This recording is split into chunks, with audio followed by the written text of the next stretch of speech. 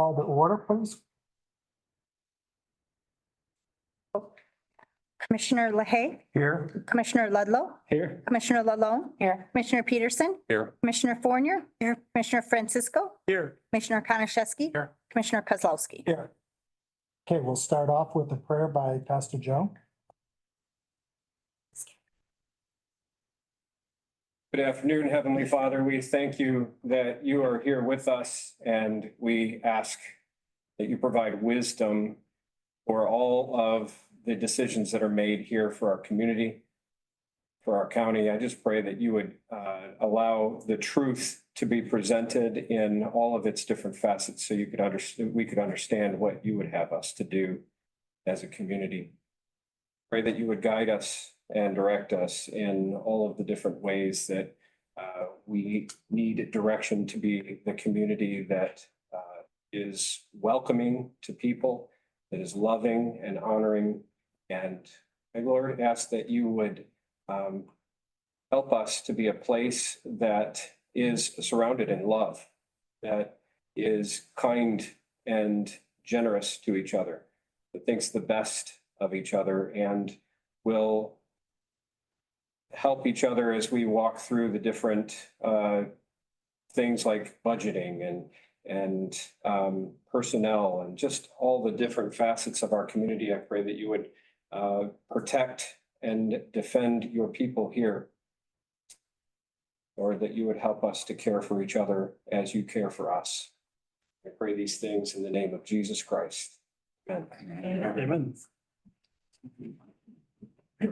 Please stand and pledge allegiance to the flag of the United States of America and to the republic for which it stands, one nation, under God, indivisible, with liberty and justice for all.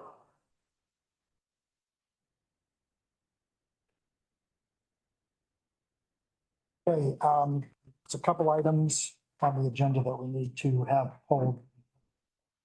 Additional information and change in information that we had presented for. So resolution item, action item number 6. I get that pulled, additional information on that. Then we're gonna pull under County Administrator, the NAMSCA additional office space. We had, I guess, something that was incorrect on that information, so we just need to get that corrected. We're gonna pull those two things. Does anybody have anything else that they wanted to address or add at this time? If not, then I'd look for a motion to accept the agenda. So moved. Moved by Commissioner Peterson. Second by Commissioner LaHaye. All those in favor? Aye. Aye. Saying aye, aye. Opposed, same sign. Motion passed. Does he want to do roll? Oh, We already so- did it. We did that first. Do roll? We did it. That went right over my head. Yeah, okay. Next up is the public comment, so we'd ask that anybody with public comment step up to the podium. You know what I'm gonna do, is I'll give others time. I'm gonna have 3 right here that have already given me their names. Not that I'm gonna exclude anybody, but I'm gonna start with the 3. So first up, Dennis. You want to just state your name? I know Yes, my name is Dennis Schultz. I live at 700 State Avenue. Thank you all for the task that you have accepted. It's a tough one. I respect that, and I respect your decisions, even as I may disagree from time to time. I'm here to make it one more appeal, specific appeals, that we resolve the library question at your level immediately and begin the healing. Obviously, you have chosen not to take action, but I'm going to ask today that when you're item number 5, that you do. Specifically, my request is that you dissolve the present library board and replace it with folks who have already identified themselves to you to take those positions on a very level 1, 2, 3, 4, 5-year terms, as it may be in this situation. It's as simple as that. if you took that action, I would help every one of those that put those signs out to remove them. And I think there's general support for that kind of direction. We know that doesn't solve the problem, but it creates a pathway to a potential solution that is apparently not likely to occur as it is today. That's all I have to share with you. I've shared enough information. You know enough information. There is no sense discussing it until we can find an action way to begin the healing. Thank you very much. Thank you. Kudos. Next I have, let me see, looks like, is it? They say your name, Nani Miller? Ronnie Muller. Nani I'm Miller? gonna pass for right now. Okay. Michael Kramer?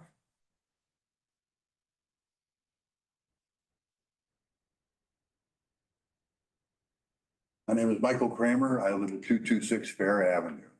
And as you folks know, I normally don't stand up here unless it's contentious, so I'll try to make this as sweet as possible.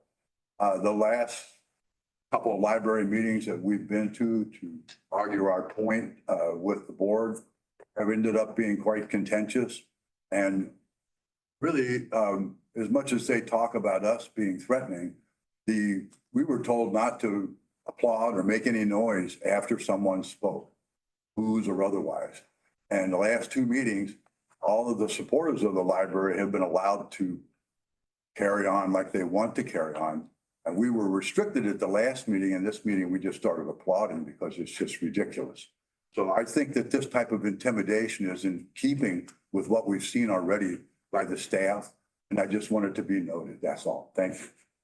Thank you, sir. Okay, that's the only names that I have. If there's anybody else that would like to come up to the podium and speak at this time, I just ask 3 minutes and state your name and address. No one? Anyone online? No one is raising their hand. Okay, all right, well, we'll close public comment at this time and move into the agenda. First item is the consent calendar. Everyone has had a chance to review that. If there's any questions or anything that needs to be pulled from that, I'd look for a motion to approve the consent calendar. I'll make that motion. So we have a motion by Commissioner Lalonde. Second. Second by who? Commissioner Ludlow. Oh, Ludlow? Okay, I'm sorry. I heard voices over there. Okay, we have a motion in support. All the, roll call, please.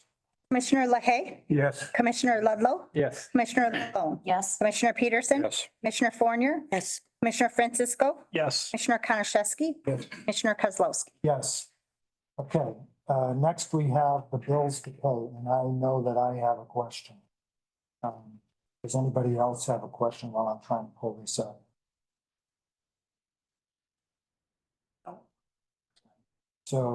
So the only question that I have, and I think I reached out to Michelle, asked on the bills to pay, if you look at under Plaza Pool, we have, oh yeah, there it is.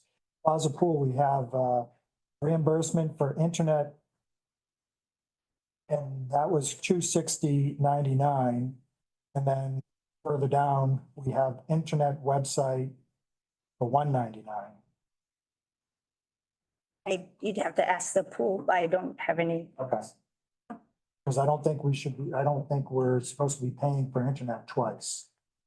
I mean, That may be the only item that might be, and I can double check on that, is that they do have a type of streaming service. So individuals can watch some of the competitions and stuff. They may put that under internet, but I can double check and make sure that line item is correct. I can show you the bill on it. She sent, well, I think I have both of them.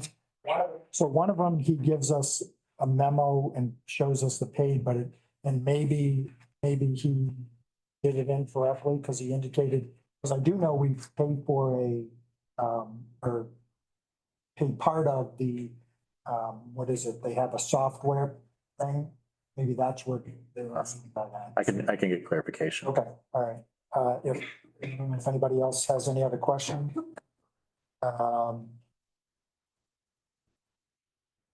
If not, I'd look for a motion to pay the bills. Make the motion. We have a motion by Commissioner LaHaye, I'll support that motion. support by Commissioner Francisco. Any discussion? If not, roll call, please. Commissioner Ludlow, Yes. Commissioner Lalone, Yes. Commissioner Peterson. Yes. Commissioner Fournier, Yes. Commissioner Francisco. Yes. Commissioner Konashevsky. Yes. Commissioner LaHaye, Yes. Commissioner Kozlowski. Yes. Okay, next item is budget adjustments. Action item number 3, we're looking for a recommendation to approve the budget adjustments as presented. That budget adjustment is the one from 911. I'll make the motion that we approve the budget adjustment as presented by the Director Kim Elke as presented. So we have a motion from Support. Commissioner Francisco, support by Commissioner Fournier. Any discussion? If not, roll call, please. Commissioner Lalone, Yes. Commissioner Peterson. Yes. Commissioner Fournier, Yes. Commissioner Francisco. Yes. Commissioner Konashevsky. Commissioner LaHaye. Yes. Commissioner Ludlow. Yes. Commissioner Kozlowski. Yes. The next item is Nikki here? There she is.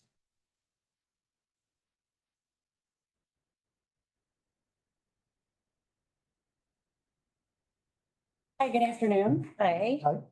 On behalf of the Alpena County Home Improvement Program, I'm here seeking board approval to apply for a housing preservation grant through USDA Rural Development.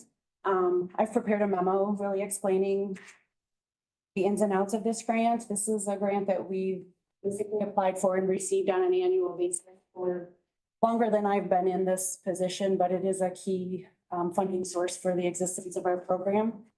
And I'm just seeking for approval to apply for that grant. The dollar amount that I'm proposing we apply for is $150,000. There's no county match, but we will leverage our programs, funds that comes in the form of program income with those dollars. And we indicate that at the time of application to rural development. If there's any questions, I'm happy to answer. Any questions from anybody? If not, look for a motion. I'll make that motion. So we have a motion by Commissioner Lalone. Support by Commissioner Peterson. Any discussion? I have a question. So Nikki, this is for the 2024 housing grant. Will it be decided in 24 and applied to 25, or does it pay the bills from this past year? No, it goes forward. Typically this, I believe announcements will be made on this specific grant by mid-fall. So yeah, in 2024, we will receive award notification, and then it can be a 12 or 24 month duration. However, I ask for that to be set up. Okay, thank you. Okay, so if any other discussion? If not, roll call, please. Commissioner Peterson. Yes. Commissioner Fournier. Yes. Commissioner Francisco. Yes. Commissioner Konashevsky. Yes. Commissioner LaHaye. Yes. Commissioner Ludlow. Yes. Commissioner Lalone. Yes. Commissioner Kozlowski. Yes. Thank you very much. Thank you, Nikki. Next, we have Francis Bunny. You did it right. Oh, my. Thank you. Good afternoon. And I was thinking about on the drive over here, I think this is 989 representing the Hemlock Court. And those of you that have been on the board for a long time probably could help me out a little bit.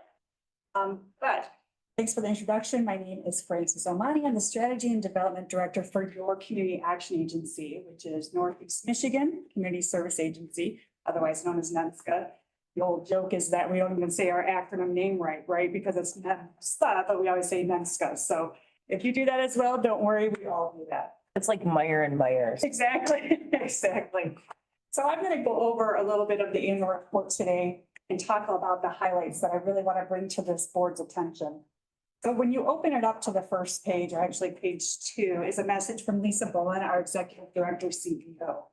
In her message, she highlights and thanks community partners like yourselves, volunteers, and other partners within our community in establishing the goals that we set out for the last year.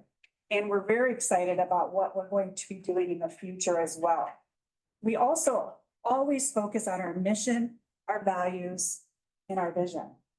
Our mission is to enhance the quality of life by empowering individuals and strengthening communities. That's why I'm here today. That's what we believe in when we work at the agency, and that's, you know, where we decide what we want to do in the community. To the right is a geographic map of our coverage area.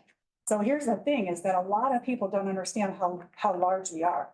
Yes, we're headquartered here in Alpena and have been since 1968, but we also expand out into many counties.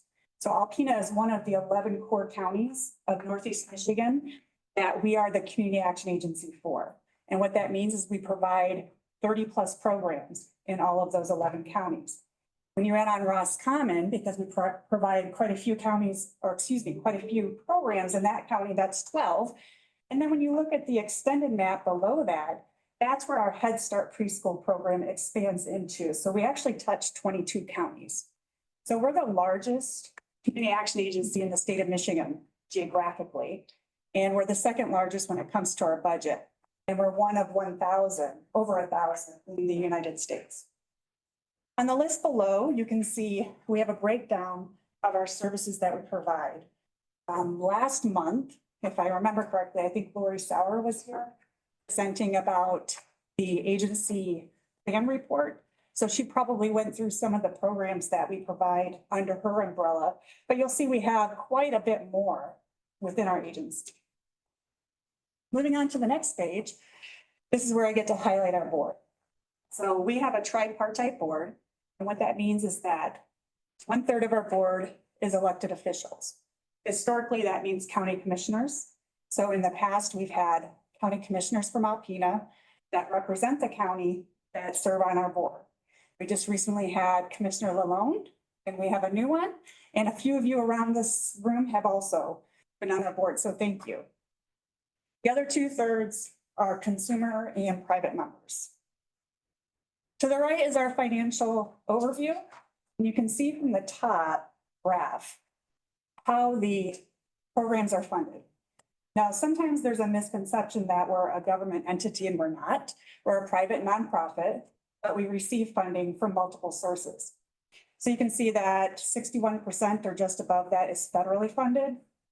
36% or just above that is state and various contracts. And then the remaining is local or in-kind. Below that pie graph, this always makes it very clear to people how large our division is. But when I ask what you think of when you think of NEMSCA, when I do this presentation, what's the one program that you think of right away? Preschool. What's that? Preschool. Yeah. So a Head Start is usually the one that's associated with our agency. And that's rightfully so, because it is the largest program. You can see by the budget, it's over 50% of our budget. Another way to look at it is when we're fully rostered and we have about 750 staff, over 500 fall under the early childhood services. However, we still have a lot of other programs that are very important for people that are in need. So you can see the breakdown. Now, one thing every year we're super proud to announce and to basically highlight is that of 96 cents of every dollar we receive goes directly out to the community. So it's just under 4% is what our overhead or our admin is. And I'm going to share a little secret that's embarrassing. I was presenting to different commissioners a little while ago, and I reversed that and said 4% goes out to the, and they're like, can you restate that? And I'm like, oh my God, that's not what I meant. So we're really proud of that. Going to the next page, every year when I pull out from the data specialists within our programs and aggregate all of the numbers, I'm always impressed and surprised by the amount of the impact throughout our communities. So here I just highlighted a few of the numbers to show what our touch is every fiscal year. So for example, 2,812 children received services.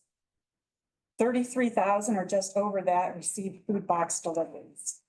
344 homeless people received assistance, and so on and so forth. You can see going down the list. Now, when you look at these numbers, they are very important for data purposes and to show and aggregate, like I said, the impact. But when you look to the next page, this is where it really pulls on your heartstrings. Because every one of those numbers has a story. And of course, I don't have room to put thousands of stories on here, so I just usually pull a few.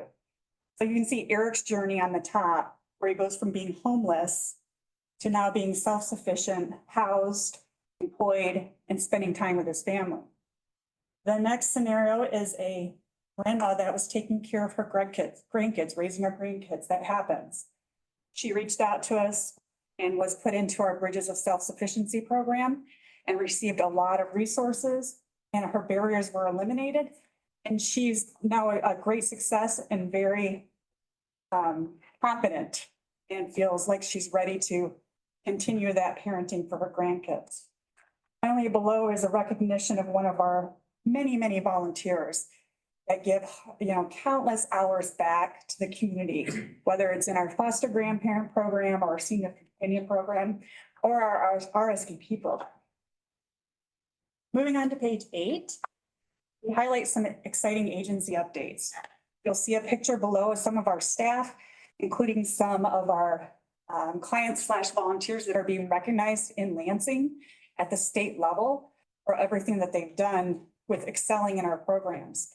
Below that is an announcement of a new early childhood location that opened up during fiscal year 2023 in Tawas. And then to the right, the next 2 paragraphs highlight some of the resources and updates under our Region 9 Area Agency on Aging Division. Finally, the last page. If this picture looks familiar, it's because we highlighted something similar last year. For the 4th time and the 2nd time consecutively, our agency was selected and honored by the Detroit Free Press Top Workplace Award. Gosh, that's a So you can see that there's a handful of the directors that are with our picture that were taken down in Detroit last fall to accept that awesome honor. And then finally, something that was super exciting, it was in the Alpena News a few months ago, is that our School Success Partnership Program, which has been around for quite a while, was selected to receive the Governor's Service Award. And you can see Dorothy Pintar accepting the award from our governor. So I thought it might be appropriate to introduce Dorothy, and that way she can talk a little bit about the program she oversees, but specifically school success. Congratulations. Thanks. It was really exciting. I bet. So thank you for having me. I'm Dorothy Pintar. I'm the Community Programs Director at NMSCA.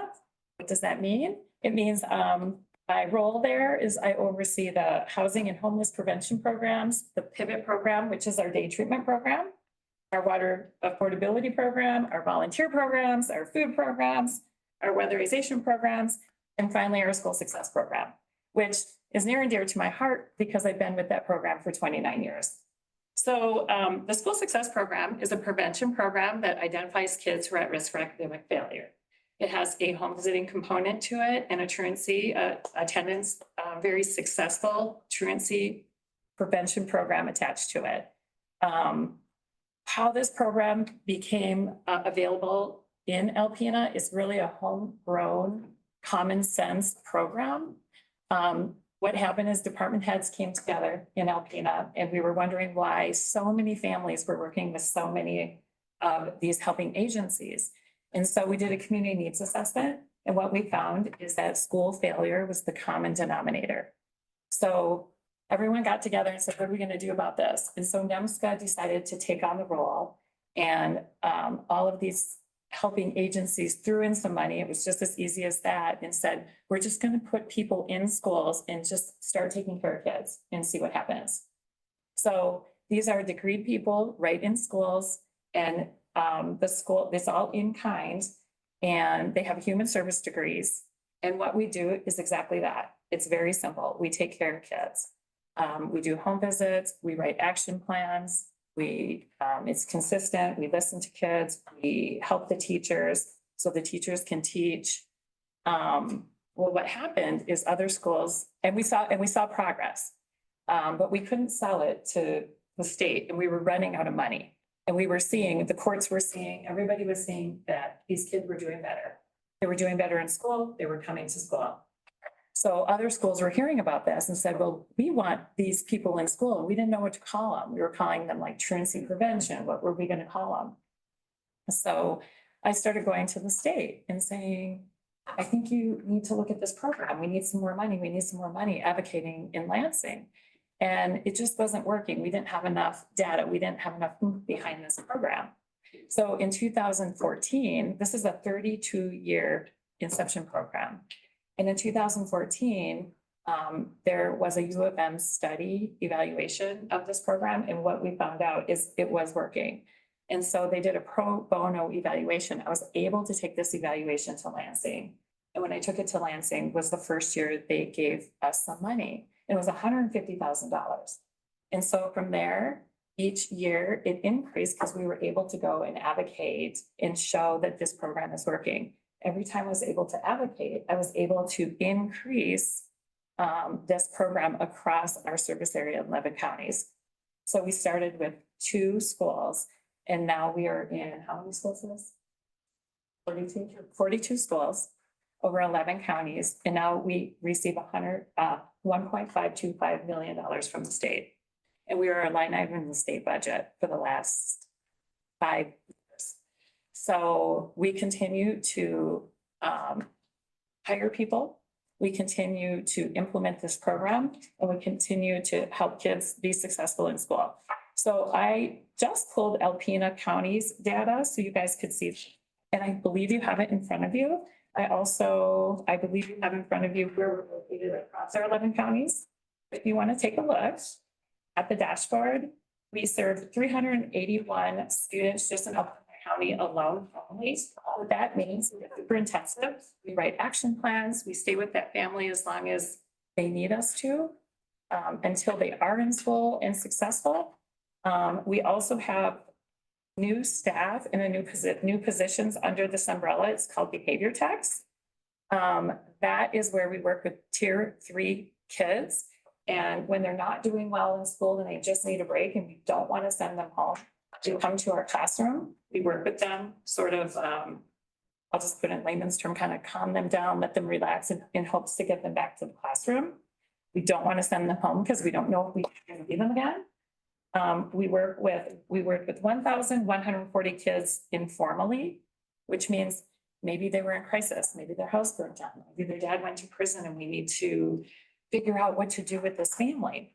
And then we have 670 groups, which means could be children of trauma group or things like that. So when you put kids together and you run a 6-week group, it can really help their progress with social emotional, and helping them in school and adjust as well. So we have 4 performance targets set by the state that we need to follow. I really set that because I really decided, when you're finally taking money from the state, they like to tell you what to do. And I actually told them, I said, if you're going to set what we need to do with this program that's already working, then I don't really think I can take your money. And so they were allowing me to tell them what our goals really should be. And they were allowing us to be able to tell them what works. And basically what our performance targets should be is overall academic improvement. We wanted to see improvement in math and reading, reduction of absenteeism, and maintaining or improving parental involvement. And we want to measure that. And we can tell you if those things happen, kids are going to be successful in school. So you can see that in Alpena County, we had 87% of the performance objectives reached, 75 in reading, 71 in math, 95% kids getting back in their classroom and back in their seats, and 89% of parental involvement improved. You're probably wondering, how do you measure that? That's what I always get asked. Well, if you have a parent who does not know what grade their child is in, it's true, or they've never been to a parent-teacher conference or a student's Christmas program, then that's how we measure that. Or they don't know who their, like I said, they don't know what their input is in, or they don't know who their teacher is. That's how we measure things like that. Our top community partners, we have lots of community partners and people we work with because we definitely refer out, but you cannot be successful if you don't have community partners. We cannot do this alone. Not everybody is good at everything. So we need everybody to be on board with these families. So school-based therapists, Feeding Kids Ministries, and of course the AMA ESD are top barriers that we reduced. We're support systems, mental health services, of course, attendance and food, our food needs. Student insecurity is addressed, providing school supplies. So if you ever feel a need to donate, call me. Food items provided to students were 11,000, and this is just in Alpena County alone. Students provided holiday gifts, and so this is through Christmas Wish. It used to be at the college, and now we work with United Way and also Salvation Army. And we all make sure we work together, so we're not duplicating services. Want to make sure that we don't overload one family and that families are spread out, but we're really working with the family in need. Thank you. And students provided non-food items like hygiene, cleaning items and clothes, 2,577.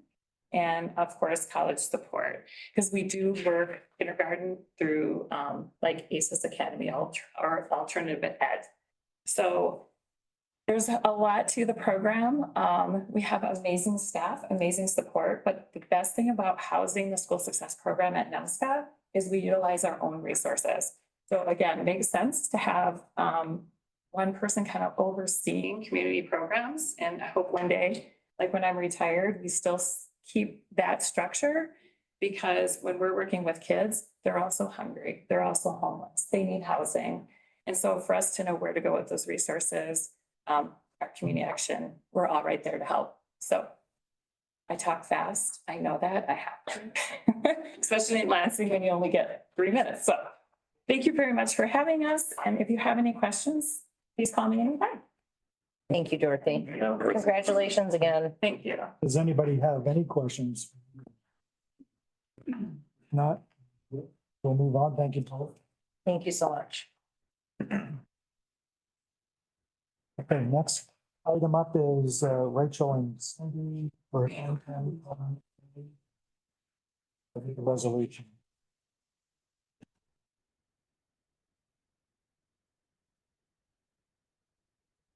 Good afternoon.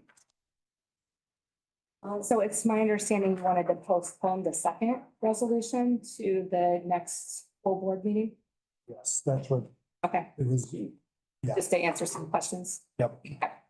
Right, so I have. So. This came from, so our auditors, which are also your auditors, asked us for some clarification on the ARPA funds and what they can be used for. I think it was in general for the MRF before. So I prepared a resolution, present to you that clarifies that, and I'm asking for your approval of that resolution today. I'm sorry, I'm the treasurer for NAMA and city manager for Alpena. I can give a little background on that. There were two contradicting documents in the past. One was a board action where we referred to the 500,000 as a matching fund. In that same year, we also did a project overview with a project expenditure report rather, where we referred to it as $500,000 given directly to the project, not as a matching fund. Checking with our auditor, it was supposed to be directly and not used as a match. So everything's in line. It was just a matter of having a contradicting document. So this resolution is just to correct. It's to correct it. My only edit to it would be in the last paragraph where it says, apologize, now therefore be it resolved. I would, prior to the number 500,000, put aforementioned, just so it's very clear that we're talking about the same 500,000. It's not 500,000 on top of what was previously promised. That one edit, it should be fine. Aforementioned, I have it. So you'll get the corrected one and then we can get that signed. So I guess I would look for a motion for this resolution. To basically give the name of the ability to use that 500,000 that we originally thought we were directing to be able to. Motion by Commissioner Konashevsky I'll support. and support by Commissioner Lalone. Any discussion? So the $500,000 has already been dispersed from our funds and lands is currently in your bank account, Correct. not your NMMA, the authority bank It's an account. Account set aside specifically for the MRF. I'm an infantry guy from the beginning, so it takes me a little while to figure that out. So just wanted to get that clarification. Thank you. So basically, this resolution correct anything that we've done in the past to make sure that you can use that money directly out of recycling. Any other discussion? I have a question, sorry. Yes. Yeah, I do too. Is this a motion to adopt this resolution or just a motion for that $500,000? What So was already this moved. resolution will allow them to, Right, but this entire resolution is it the motion to adopt this as a resolution? I just want to be clear. This, we're motioning to adopt this resolution as it's written here. yes. Just want to be clear. Is that One a modification. question? No, I just wanted to make sure it wasn't just one part of it that we were motioning for, but the entire thing With the one modification as the, with the modifications. Okay. This money, it was moved in 2023, wasn't it? Yes. Thank you. Yeah, so you already have it in your, In the MRF fund. yeah, so, okay, any other discussion? If not, all those in favor? Yeah. All those in favor signify by saying aye. Aye. Opposed, same sign. Okay, motion passed. Thank you so much, and I'll be in touch with Jesse to work on the next one. All right, thank you so much. Thank you, Rachel. Yeah, John. You know what happens when. We're gonna go rogue. Daddy's gone. Okay, next item. I think that. I'm not going to say a word. We pulled the next item, so next item up would be Jesse, County Administrator. Here. Unitrix. So this one, they approached us and there was some confusion as to whether or not this board did pass the approval of doing a 3-year contract previously with Unitrix at the rate of, I believe, $7,750. There's confusion as to whether or not that was actually conveyed to them as an actual 3-year option or an annual option. So if it is indeed the 3-year contract and they haven't gotten back to me yet, we would stay where we are because it's actually cheaper. If it was annual, it would make more sense to do the 3-year lock-in. So based on the information we have, one was, and actually this actually says the annual amount was 79.44, but the one that we about previously received was 77.50. Right, so it would be cheaper if indeed it was a 3-year contract. This would just basically save time because they're running through. So if they do come back and say that it was not the 3-year contract that was signed, that was an annual payment, a one and done, we would go with this new option at $79.44 for a 3-year lock-in. If they are able to confirm that we actually did do a 3-year lock-in previously, then we would retain that one because it's cheaper by about $200. Yeah. Okay. So I just want permission to be able to go into the new 3-year contract if they come back and say that we are currently under an annual by mistake. That was not the intention of this board previously. Okay, so Clear as mud, right? Sorry. I get it. Yeah. So I guess I'd look for a motion, if anyone would like to make a motion on this. I'll make the motion. A motion by Commissioner LaHaye. Support by Commissioner Fournier. So the thing that I have a question on this, so I know we've had conversations with the treasurer, so is this the program that we got the budget information because we're paying for a more expensive one, or is that? Would be a BSNA. Yeah, so So the Munitrex system is one that the previous treasurer or the previous administrator, the previous administrator wanted to move towards do the budgeting through Munitrex, and they do have those available as well. We were using Munitrex before that to, I'm not gonna be able to remember the right name. We have to file a report transparency. for transparency, and it affects our revenue sharing. We have to do that every year, and we've done that. We've been using Munitrex since I started in 2013 to help us prepare that report and put it together. Unitrex does offer several other services, like the CIP program and budgeting and that type of thing. We, as the county, just had not used those services and we hadn't been paying for the larger subscription. We were paying a little over 2,000 a year for what we previously had for transparency and on our website. The previous administrator wanted to move towards using the Munitrex system for not only the revenue sharing report, but also for budgeting and the CIP programs and that type of thing. So that was kind of where we kind of were originally moving to that last year. I believe it was last year or 23, we signed that contract. Yeah. But again, we're kind of, no one really has had any training because we did not use that system last year for our budget and we're not using it this year. And then just on that note, we do have a training we're setting up with the department heads because it helps them in developing their budgets as well. That training, Lynn, is that coming up this month? Yeah. July 30th. Thank you. Okay. So I'm not really clear on what we made a motion to approve. I heard Commissioner Lay say I'll make that motion, but I want to make sure I'm clear on what, because what I'm hearing is we may be paying for a contract that we may or may not, an extended or a more elaborate contract that we may or may not be using. And I want to make sure that we're going to use what we pay for.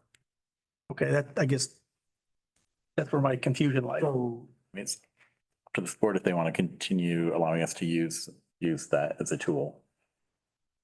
I can get you additional information if you'd like prior to voting on this on Unitrix, but this is, no. well, and I kind of agree with Commissioner Francisco on, you know, if we're paying additional for something that we're not really using, so we haven't used it last year, aren't going to use it this year. The administrator did use it to set up a CIP program specific. So if we don't pay for that additional upgraded system program, what happens with that information that we've already, if she used it already and we're not using it? Yeah, you just won't be building off of it. You will have wasted that, I guess. And it depends what you guys want to do, you know, with your budgeting as well. Because Munitrex does offer several, you know, different budgeting issues as well. Granted, BSNA has been, you can use the other one if you want. One, the other, it depends how you guys want to move forward. It's just the options that are available to each. When will you know? I was expecting before this meeting. I haven't heard back, but I would assume quickly because this contract's up end of August, so. So, go ahead. My thought is instead of making this, because you said depends on what this board wants to do, instead of a top-down driven, I mean, is it a bottom-up? What are those department heads going to utilize this system? That's what I'd like to know before we make a decision one way or the other. Will it enhance our department heads' ability to do their jobs? That's what I'd like to know. So this board had approved usage of Unitrix last year. Yes. So we're just going off that. The training of the department heads has not yet taken place, Okay. but I've scheduled that and that'll be happening. So I guess it's hard right now to find out if they find this be a helpful tool Right. or not until they go through the training on the 30th. We can take this to the end. Because it was kind of, we were getting close. I just wanted to get clarification, but we can bring this back in August. That's not a problem. And get feedback after the 30th training. Well, We're still under contract right now. to this that I'd like is, one, did we enter into the 3-year contract? Are we at the 7,500? The other piece is if we're not utilizing it to what, you know, because that's a significant increase. If we're not utilizing it for what they're providing it, for the information that we can use it for. What happens if we just cancel out of it? Well, we can't cancel out of it because I think, You're gonna run out here in the. no, I know, but so best, I don't know if that's best case, worst case, we go back down to the basic, which is 20, whatever, 29 or whatever it was. We need it for transparency. So if you go out to the Alpena County website, there's a place in the middle, because we went and looked this up. Yes. Middle of the page on the homepage that says, what is it? Does it say Unitrix? Yes, it says Munitrex on our website. So you can go out and look at that. A lot of information there that is available to the public at any time, a lot of financial information, public safety, that type of thing. I have not used the Munitrex system for budgeting or the CIP, but it was indicated through your administrator previously that this was going to be an easier system for your department heads to use. It's easy if we don't use it. So again, it was indicated in the last budget season that the administrator was going to meet with the department heads, have the department heads put their budgets into the spreadsheets through Minitrex. I am not aware of that happening with any of the department heads last year, but that doesn't mean that it's not a good tool. It's just which tool do you want to use going forward? So Would you like me to let me, how about we go through the training on the 30th? I can bring this back to you, the first meeting in August. That still gives us some room. So I would then. That makes sense. But I amend the motion then. You can, guess, Oh, then bring it back. withdraw your motion if you want. I'm not telling you what to do. Because if he's gonna come back to us next month, if you want to withdraw your motion, I'll we'll, withdraw the motion and you can bring back the information next. week. okay, all right. Jesse, was there an additional charge for the training? Okay, so technically we covered either way on last year's invoice, so we're good. Right, yeah. Okay, so we'll revisit this next meeting. And we can go from there. Right. All right, thank you. The next item is the RRS consultant invoice in the amount of $12,500. This was talked about at the recent newly developed airport committee. There's some outstanding invoices from some subcontractors under that company that are waiting to be paid. So once this gets paid, they'll be released. And some of those invoices, Commissioner Konachevsky, correct me if I'm wrong, you said are over a year old? Almost two. That's for the RRS. Correct, yep. What does that have to do with the 5 county material? That's material management. I'm so sorry. I'm on the wrong line item. Okay. Yeah, we're in. I apologize. It's okay, yeah. If I missed something, I needed to know because I was seeing this was material management plan. I think that's where we're on, right? Yep. You're correct. Okay, item number 8. Okay, Okay, we'll start Yeah, over. this one's pretty cut and dry. okay. So did you want to talk on this one? I mean, if So this is a 12,500 invoice, which is 50%.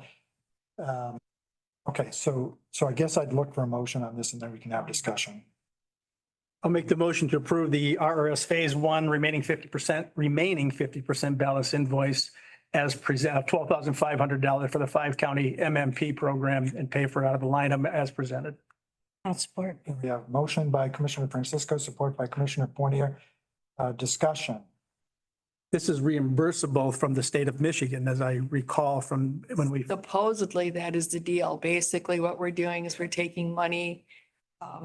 And I guess we've already agreed to it. So you're taking Alpena County money and paying this bill for the materials management program that supposedly, once you have formed your materials management program committee and Alpena County is officially selected as the fiduciary, then Alpena County or the materials management program is going to have to apply for this grant. Then that grant money will come in and then the Alpena County can be paid back. So you guys have a lot of steps to go through before you're going to get this money back. Yep.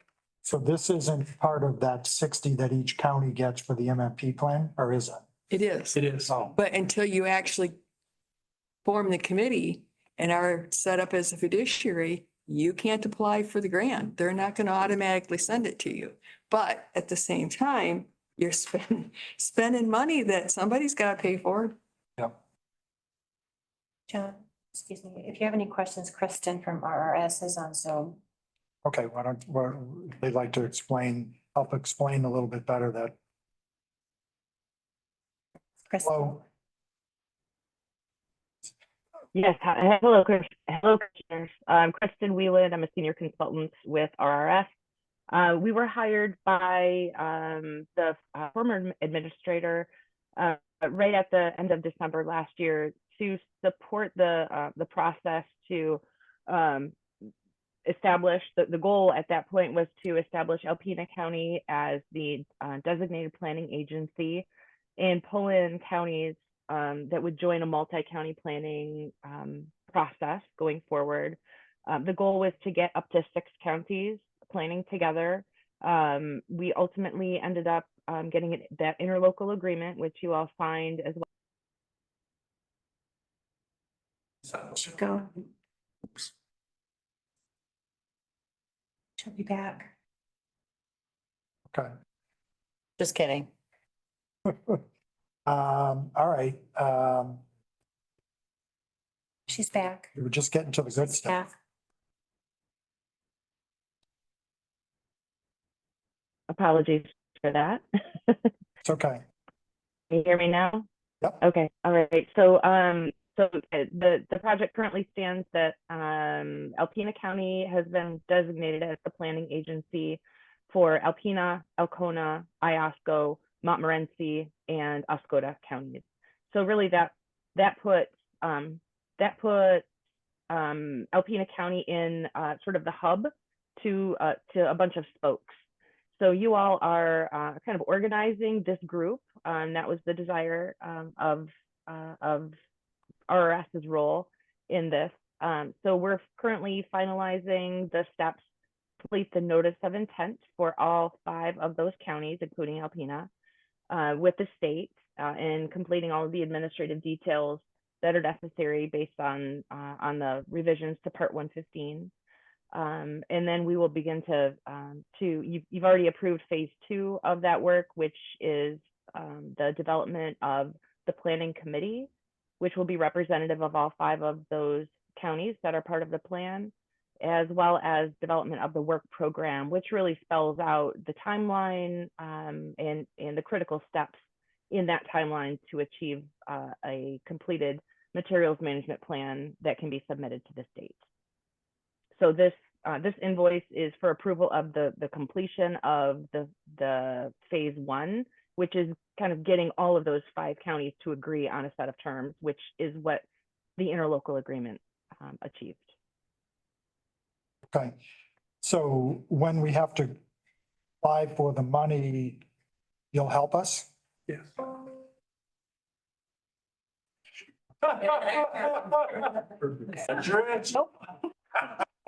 The answer for that is, as I recall, is yes. Okay. We're not just out on a limb on our own. And by the way, if we hadn't formed this group and signed the interlocal agreement, the state was going to do it for us. Yeah, yeah. So either we did it or the state was going to do it for us. And I'd rather have this group do it for ourselves rather than the state telling us to do anything. But anyway. Yep. Okay. Okay. All right. And we have the information on where we're getting that. Did we get a? Yeah, we did. I made the motion. So is there any other questions, discussion on this? Not a roll call, please. Commissioner Fournier, Yes. Commissioner Francisco. Yes. Commissioner Konashevsky. Yes. Commissioner LaHaye. Yes. Commissioner Ludlow. Yes. Commissioner Lalone. Yes. Commissioner Peterson. Oh, sorry. Commissioner Kozlowski. Yes. Okay, thank you. We're all set with that one. Next up is tree clearing report lots. Commissioner Peterson's the one that asked me to put this on. He wanted us to discuss basically the removal of trees off of the lots out at the airport. 6 in the front. So I thought we had already approved that. Because I know Steve back there, I think at some point, we had a discussion and there was, I think it was, because it's not costing us anything, right? They're just taking, they're working for the biomass. Yeah, so they're getting all the trees off the property. And wasn't there also discussion over by where the new recycling facility was, that side of the road as well, up by the? Yeah, we'd like to see all that clear cut, so that's all cleared out and ready for improvements that would be made in the future. It just grows back anyway, so. Not Worst case- 3 times. Well, I saw where the long airport road, we've cut it all down and now where they cut the old trees, now you got like 13 new trees popped up where the old trees were, so. Okay, so there's nothing really, so He asked for me to add that, so that's. So it's already happening, correct, Steve? Now, they paused work when the south end of the runway demolition began because they didn't want to be using perimeter road at the same time the construction crew was. So they paused work at Alpena. And in the interim, Lincoln Power Plant closed down, which is who they were selling the fuel pellets to. And now what they're doing is they're trying to work a contract with Grayland Power. So there's nothing really that we need to, because we've already approved this, I thought. So it's just a matter of when they get to, it's not gonna be any issue with us moving forward, correct? It's more on their end. More on their end. Okay, okay. All right, I think that's probably good enough on that, unless you guys have questions. Did we get, did the company approve taking that extra lots out? They were just gonna do the perimeter there. Well, I can't remember what the conversation was, but I do remember that I don't remember who was part of that conversation. I don't know if it was an email, I don't remember, but because they did the perimeter around the base, and there was no cost to the county, that the question came to us, or came maybe to me, I don't know, about while they were out there to do the recycling center and then those 6 lots across the front, and it wouldn't cost the county anything. Okay, good. So. Okay, Yeah, that was my understanding as well. Yeah, that they were gonna go ahead and do it. okay. And look at this, the NEMSCA people. So that one. Well, we pulled it. And that one though, I mean, Yeah, I'm sorry. View is the previous contract that we had, an individual wanted to move into an office. They were in the office, they moved out, they now want to move back in. When we pulled the previous contract, they were being charged 40 cents additional for usage of that office rather than $40. It's a very small office. That's reasonable, 40 cents. So, yeah, so that was the change that we're making. Okay, my bad, I was looking at my That's computer and not my, it's over here. Next up is library, Alpena County Library. So I know we talked, previous meeting, Commissioner Francisco asked to have a discussion. Commissioner LaHaye just the other day asked if we could add it, so we added it. I know. A brief overview of what happened last night. Yeah. For those who might not have been present. I know quite a few of you were there. 5 of us, 4 of us were there. There was 4 commissioners and the county administrator, yes. So at last night's library board meeting, Jessica Luther, the assistant librarian director, was placed as the interim director. That's for a period of 30 days to then be revisited while they begin the hunt for a new librarian, or library director, rather, I apologize. And then also there was questions as to where we were on the educational sessions that the library had offered for the commissioners. On the 10th of this month, we received an email basically saying they would need more time to coordinate that. And then on the 15th, it was expressed that they would like to do these as breakout groups where a number of commissioners not equaling that to that of a quorum would go to the library, where they would do these presentations, and they felt it would be more better for communication purposes to do the smaller groups rather than a formal full board meeting. I expressed that I wasn't sure with everything going on right now with the budget season, that would be possible. That's where we left off, but we've not heard back yet on a proposed time or date for the new sessions, I guess, that were being offered. Also last night, it was expressed that they may have somewhat of a solution on a new filing system. What was not made clear during that meeting was whether the filing system would actually mean the books are moved to a new location or whether they're just numbered differently when you go to pull them. So that's where I guess we are right now with the sessions that were proposed. Well, and I'll just add too with the original, because when we originally had the meeting on the 19th of June, they had indicated that they would come back to us with more information, and unfortunately, timing didn't work out because I got an email from an individual and he had library in his title, and I thought he was reaching out and talked to Len, reaching out to us to do the presentation over that for the library from what we were asked.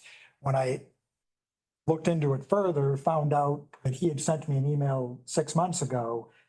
I think more that he was more of trying to sell us something and not trying to give us a presentation. So we canceled that presentation because it really didn't have anything to do with what we were discussing at the current time. I don't know I know we've had a lot of discussion between our commissioners. I just this is an opportunity for us to discuss any. I could also So- offer one more bit of, I'm sorry, Commissioner. So on the 17th of July, we had our facilities meeting here, and according to our minutes on that we just approved recently, again, as the administrator indicated, they were going, library board was going to come to us to give a presentation. And quite frankly, I would prefer that we do that with the whole group. So not that we wouldn't, but we get the same presentation at the same time in front of a public forum. So there's no question, we have full transparency. So that's my response to what they want to do versus small groups or whatever. So on that one, the second point I wanted to make is the election is in 2 weeks with the millage renewal that's on there. And so far, our board, we have had a lot of discussion, but we haven't had any formal discussion. So I'm glad that we're here today to be able to do that. So. Well, if we don't do something on this deal, you might lose the millage on the library. Yes, I think you got to make some changes on the library board and the director and assistant director. And if you don't do that, you're going to trouble, no matter what decision you make here today, you're not going to be, you're going to have people that like you and people that don't like you. So there's whatever decision you make, you're going to be in trouble with. So just to clarify, we can't do anything about the director and assistant director because that's up to the library board. The only thing that We can replace the library board. yeah, so that's the only thing that Then we we- have saying is, Put people on the board that can move to take care of the director and assistant director. Chairman, if I could, real quick, just to get clarification. So on this, Don't do something on it. I'm afraid we're going to lose the millage on the library. So just for whatever clarification, decision you make, you're not going to make the right one. I apologize. go ahead, Jesse. I apologize. So just for clarification on the process, even had we begun this last month, we would not have been able to act prior to the election. The process put in place is that we would have to notify the individual members as to the reason that they would be considered for removal. This board would then have to have a hearing with those individuals. After that hearing, a decision would have to be made, and then we would have to go through the regular process of them posting those vacancies for 30 days and then going through the interview process and then choosing an individual. So I just wanted to let everybody know, it wasn't necessarily a lack of movement on this board. It's even with the timeline that was put in place, nothing would have happened before this election cycle. But I tend to disagree slightly that is the process would not have been completed, but the intent of this board would have been clarified. I was only speaking to the process. Yes, sir. Okay. So what is the process again? Yep, the process would have to be, you'd have to notify the individual members of the reason that they would be being considered for removal. This board would then have to hold a hearing with those individuals. They would then have to make a decision as to whether or not to remove those individuals. And then once that was done, we'd have to begin the process to fill those vacancies. So we'd have to post for 30 days is the norm. Take applications for individuals who would be interested. And then you would have to go through the personnel committee would go through the interview process and then make a recommendation to the full board. Full board would then make a final decision. And I know when we normally do that at the end of the year, we take the applications in November, for the interviews in December, and appointment in January. So you're talking almost easily 2 months.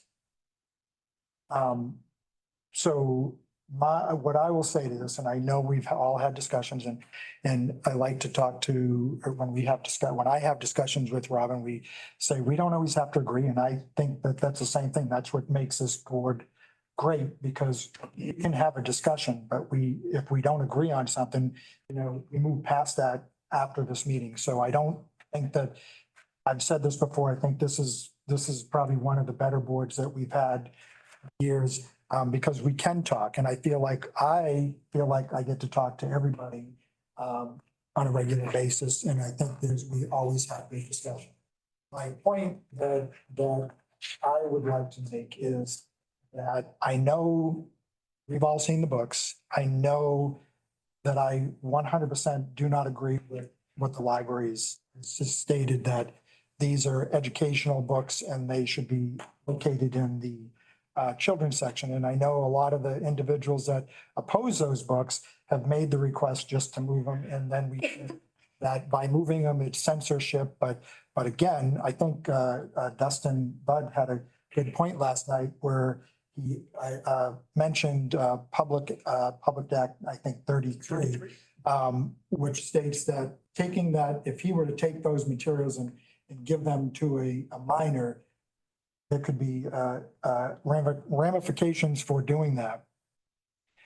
But I guess where I'm going with this is, although I may not agree, I don't know if I want to, and again, I'm just one person, but I don't know if I feel like that the best action would be to eliminate the entire board, because I feel that by doing so, I feel like, maybe there may be other groups that would do that if you don't do what I'm telling you, then we're going to eliminate you, and we're going to start over and we're going to replace you with people that are more of the thought process that I want you to be. One of the things, because I've been part of the personnel committee over the last 3 years, when we've elected those individuals, some of those individuals, and I've tried to do, I know when Jesse was the commissioner last year, we actually went to the library to look up some of the stuff prior to. We've looked at the individuals, if you will, application package for the process or to be part of the library. But I don't know if I would support to just totally eliminate the library this time. Again, I do not agree with them. I think they've not, and this is just my opinion, maybe taken it as seriously as they should have, because this issue has been going on for 2 years. It isn't something that, someone just brought to the light a couple of weeks ago. So this goes back more than just the last several months.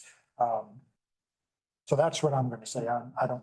What you're kind of saying is that we have no control over those. No, I'm not saying that. I'm saying how I feel. If today someone wanted to move forward with that, there'd be a motion or whatever to do that. Obviously, like Jesse said, there's a process, but I'm just stating how I feel. So, I'm one person out of this now 7-person board today.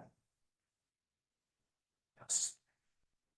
I'd like to say, I don't think the library board is taking the people of Alpena County seriously.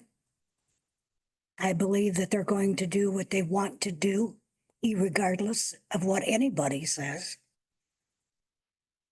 Somebody is spearheading what's going on at the library. And apparently the people on the board are not listening only to that one person. It seems that nobody has their own opinion other than they agree with one person. It doesn't seem like anybody disagrees on that board. I would not have a problem to start over again with a whole new board. We have to do something. We cannot sit back here and let this carry on. After 2 years, they haven't done anything. And I believe that as county commissioners, it is up to us to step up to the plate and stop it. I am for the people of Alpena County. I was elected by them, and I will stand with them. So last night was the first library board meeting that I had attended. Of the 5 members of that board of trustees or whatever, only 3 were present. The other 2, I don't know them. So I can't make any kind of an impression, or I haven't developed any kind of an impression on those 2 that were absent. I don't know them. But the other 3 that were there, I obviously know where the one trustee comes from. She's the librarian of ACC, and she was at the facilities meeting. She's expressed her position, so I understand it clearly. Dustin Budd is the other one, is a board member. He was quite articulate and quite convincing yesterday, and more represented what I think is the broader community feedback. So I think if we're going to take the actions that we're going to do, we need to open it up and they can reapply, and they can be reconsidered should this board take that action. We can do that. Mr. Garber's been the president of that board for 20 years. And quite frankly, he looks worn out. And we talk about term limits, people that have been in positions too long. We don't have term limits necessarily in our government, but he's been there a long time. So in my opinion, it appears that he may have lost his effectiveness to lead, especially when it comes to the policy and the book collection policy. And just like he was kind of more of a follower than a leader, my opinion.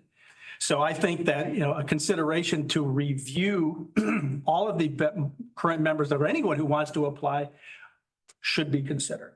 I want to make another point that, because Travis and I were talking about this, that, at the facility meeting on June 19th, Travis specifically suggested, having a special meeting.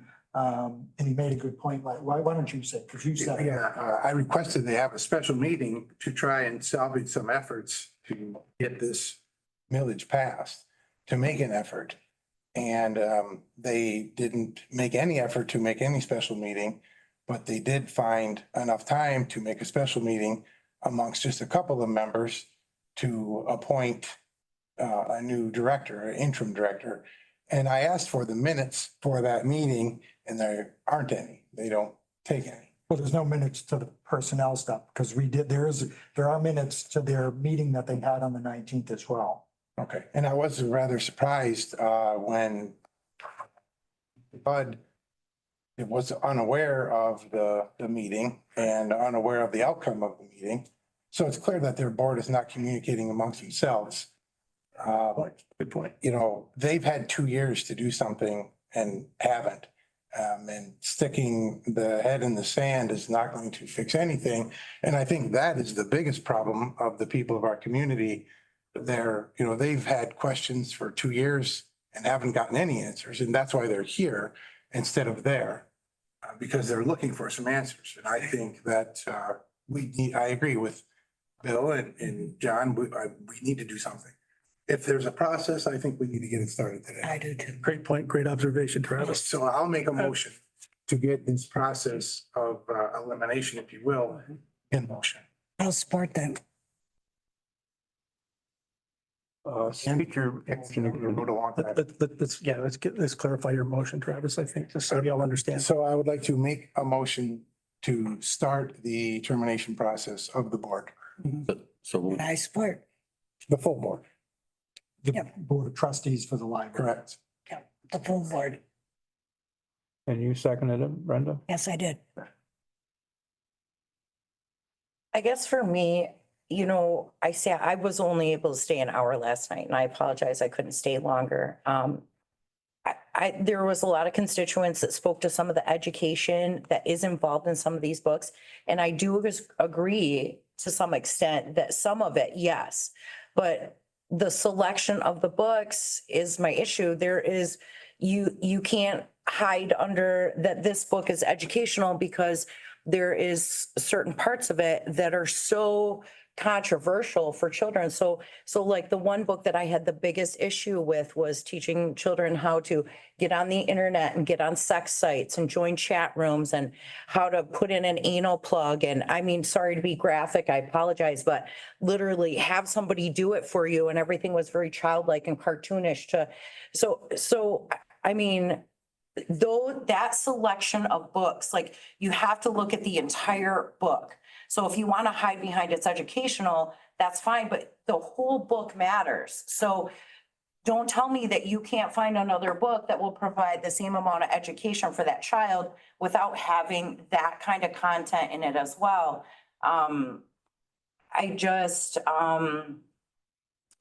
The constituents are talking, I feel so much feedback.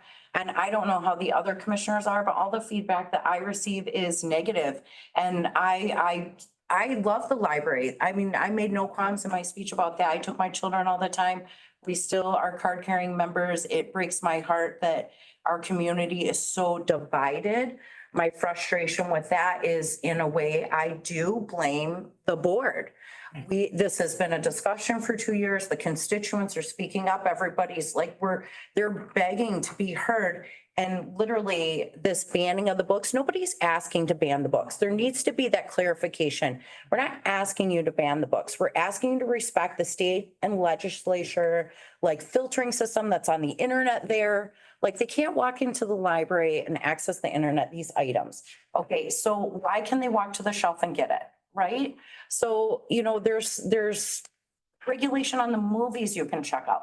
We're literally just saying, like this conversation 6 months ago to the board and our community was, hey, this is really borderline going way too far. The constituents are the ones making all the noise.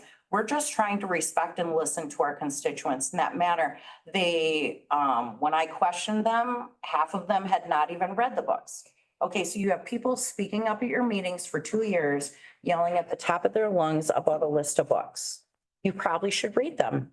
When we brought up for them, like Commissioner Konashevsky said about a special meeting, that had to be one of my favorite moments. Oh, yeah, I guess we could. Well, you probably should have did that as a leader. You're a board member, you're a leader, you need to step up and do your job. If there's an issue, you need to fix it, not kick the can down the road for 2 years. This is why it's come this far, that it's gotten in front of the commissioners, forcing us again into a corner to make movement because the board isn't taking responsibility for their actions. And the worst and saddest part about it is the one that's going to suffer is the library and the community. So if you're asking for a millage, you have to listen to your people. You have to be a good leader. You have to make smart choices. And to go along with that, and I fully agree everything that you said, Commissioner Lalone. And at the facilities meeting, when the opportunity for public comment came apart, person that they made the interim director wouldn't even sit and listen to what the people had to say. She didn't care what anybody else said. It was my way or the highway, and she took the highway and left. I looked at that as a sign of real disrespect. So just to kind of caveat on what you're saying, Commissioner Lalone, that's why I know she's not a member of the board, but the board selects those people. And I think the board has failed to do their job over the last 2 years at least. It's unfortunate truly that it's come to it really is heartbreaking that's come to this. And I mean, with the millage on the table and with the responsibility as a leader, there are some things, like as a commissioner, there's some things that I have to do that personally as a taxpayer, I don't agree with, right? That's not my job. My job is to represent the district that I'm elected to. I am to speak for them.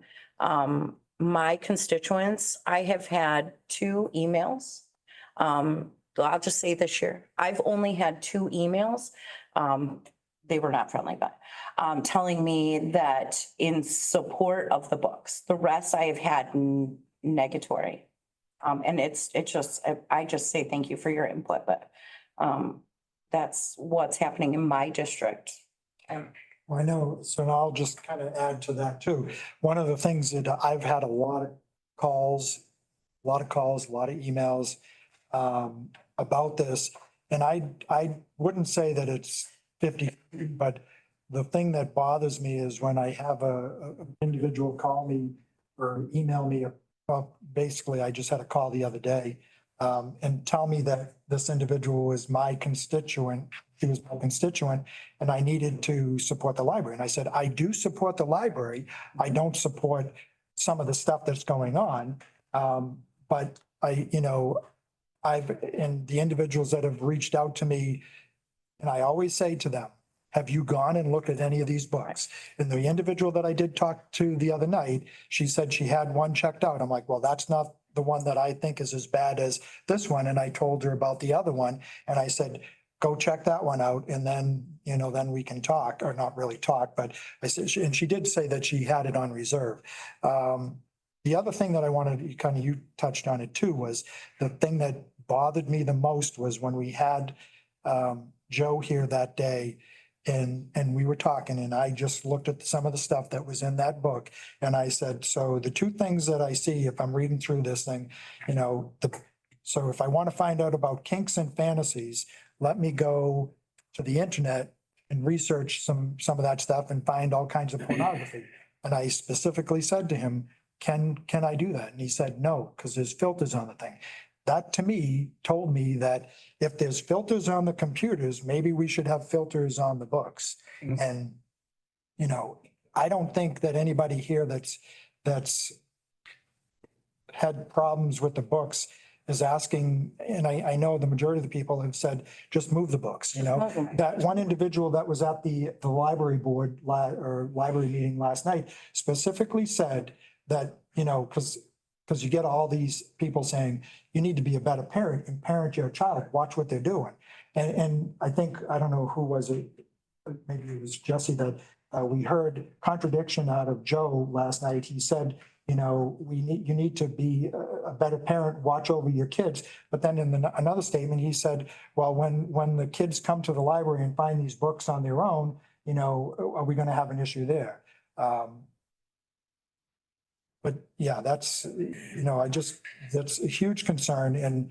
And when you're giving that material and that material's in those books and you can call it censorship, and it's still available. It's just, oh, that's where I was going with that woman. She said she was in the books and her child pulled the book off and opened the book up. And again, she was right next to the kid or her child, and when they were looking through the book. So it wasn't like, you know, she just let her kid roam off. And I thought, to be honest with you at the beginning, that because she did say she supported the library. And then she had some concerns with that, so. I think it's incredibly unfair. This part is really important to me. I think it's incredibly unfair to paint the commissioners as this terrible entity and the bad guy. I really, really do. We've had people yelling at us for quite some time. And when I say quite some time, about a year over this, literally yelling from the rooftops. And we have in turn been having conversation with that board. No one's asking you to ban the books. Nobody's asking you to take them out. They just probably should be regulated, literally trying to help them. You should probably have a meeting. You should probably discuss it, literally giving them constant guidance. Like, you guys are going to lose your millage, giving them this feedback. Your community is becoming divided. And the only stance I have been given from every single person I've talked to involved with their board and everybody with the library is, this is freedom of speech and you are impinging on the LGBTQ community. And no. That you can't take that narrative that way. Literally, we're giving you guidance. Your community is giving you feedback. You say it's my way or the highway only. I will not listen to you. And here we are. We're 2 weeks before the millage. And what is our community? Our community is absolutely divided. There are signs both ways all over our community. You have to do your job. If you're a leader, you have to do your job, whether you like it or not. Let's You have vote to on listen to your Travis's- people. Yeah. I could just 2 points of clarification to make sure that the motion, I completely understand it. So one item is we can begin the process of reviewing the individuals, but just to state that the law only allows us to remove individuals, not the entire board. So we can't use a blanket. We'd have to approach each one individually and then find out what those charges are. So I just want to clarify that. And then also I would ask the board, just to make it easier for me to do follow-up, make sure that I'm doing my part, that you give directive as to, is this going to be like a subcommittee? Are you going to appoint a person to kind of lead I'm happy to do it, but do you want me to work with a member? Do you want me to be answerable to a subcommittee that's going to take this over? Should put it to personnel. I say personnel. Is that, Okay, yeah, we'll make them deal with okay, perfect. it. Who's on personnel? Not a problem. I'd be happy to help out. I'm not on personnel, but I'd be happy to help out. I just want to add a couple more quick comments. The only effort that I have seen that's been made over the last couple of years was last night. They talked about recategorizing the books and a frustration with the Dewey Decimal System, which I haven't heard since I was in third grade. But, you know, they reclassified the books under the health section and the subcategory was puberty. So I looked up puberty this morning on Google and there was nowhere to be found any instructions for anal sex or masturbation anywhere.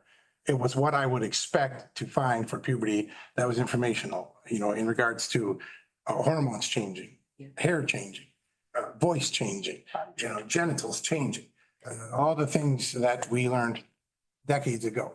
I understand life changes, but, you know, the problem goes back 4 years, but, you know, there is a post on Facebook from Jessica from 2018 that states, I went out on a limb today in our pretty conservative town and put together a display of YA rainbow books and such for Pride. It took a while because we were pretty short on diverse books, a problem I'll be working on. And then after that, asking city council to acknowledge. So, you know, 5-6 years ago, to me, there was an agenda, there was a plan. And these books, are not just on the shelf. In this picture, they're on a huge display, to walk in and see. That to me is not, it's solicitation, not a form of censorship. And, I was sent several other emails as well. I think we have to make a change because we need to listen to the voice of our community, our constituents. Okay, so we'll, guess we'll do a roll call on this one then. Commissioner Francisco, Yes. Commissioner Konashevsky, Yes. Commissioner LaHaye, Yes. Commissioner Ludlow, Yes. Commissioner Lalone, Yes. Commissioner Fournier, Yes. Commissioner Kozlowski. No. Okay, motion passed. Okay. Next up, we have our special ad hoc committees.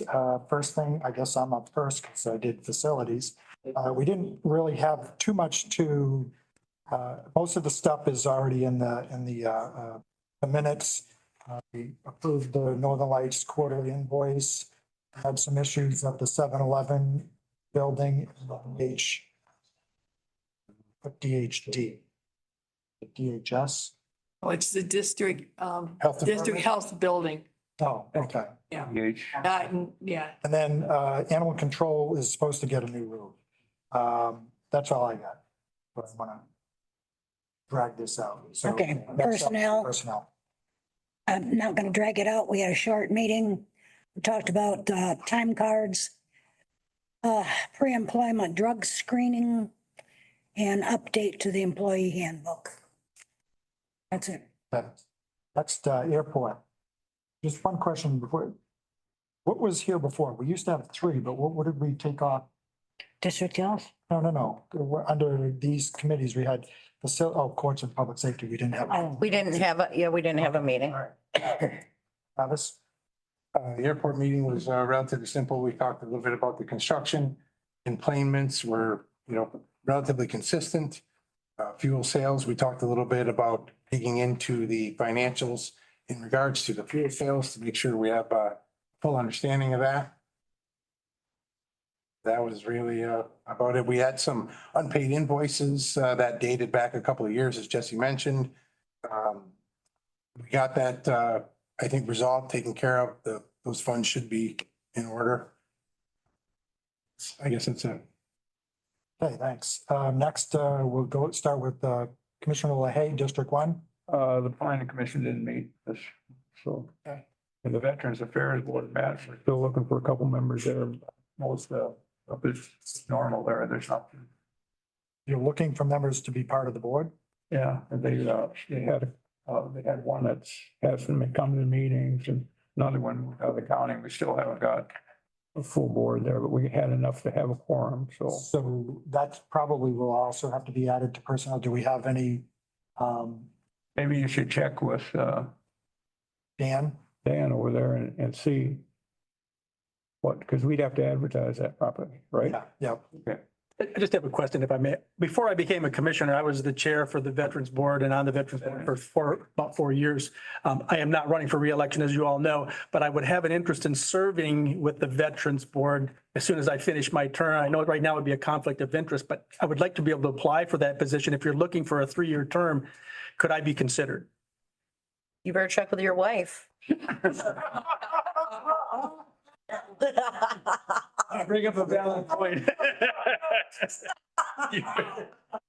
There's a lot more truth to that than you all may think, but I think she would allow me to take on that particular board once again. So that's what I'm asking for. I mean, can I apply now for? I'm just trying to think, because I don't have a problem. You're on the board. I mean, I'm not a veteran though. He's not on the Veterans. No, I know. He's the liaison. I know. I'm just trying to think. But is there anything yes, we'd have to go through the normal process. Sure. I mean, I would apply, but you accept my application for 6 months, it'll be a conflict of interest, but not afterwards, is my point. Well, Potentially. Yeah, I don't have a problem with For that. obvious reasons, I think it would be a good fit. Yeah. Okay. They'd be glad to have you over there and you'd make a good fit for that. Thanks. Okay. Yeah. So I do qualify. I always be on the board. I would be having interest in doing that again. And I think my wife would support. I'll bring it up at the next meeting or. Would you do? Yeah, thank you. Okay. Okay, all right, thanks. Oh, District Two. Did go to a hunt meeting. Basically, it's just an informational meeting for us. Their financial report, they doing very well. They have no issues with anything financial.